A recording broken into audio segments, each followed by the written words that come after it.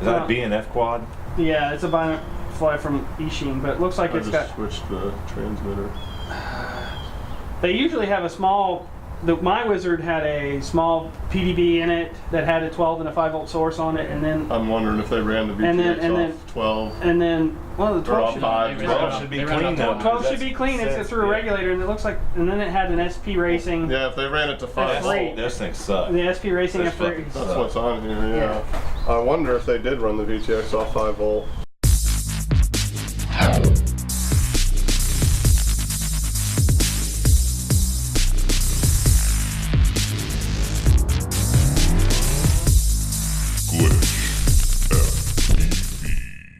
Hey guys, it's Glitch here.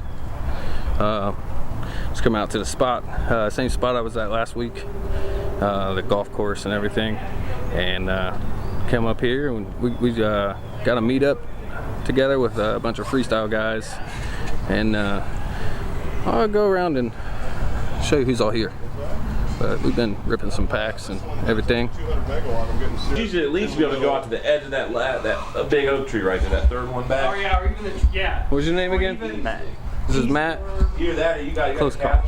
Close call? Close call. Because my close call. That's your problem. It's always a close call. It's always a close call when you're flying. That's actually a good name. They're the Ishin ones. Noisy motors. But normally I don't get too much breakup unless I'm behind. He actually helped me tune my quad. Man.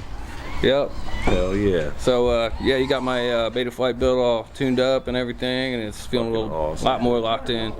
So yeah, these are all freestyle guys. What was your name? Keith. Keith. Keith. YouTube. YouTube. Brad. Brad.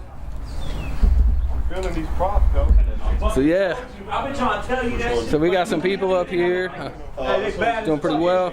I really don't have much to say to you right now, other than we're definitely ripping some packs up here, and we're getting stuff done, you know.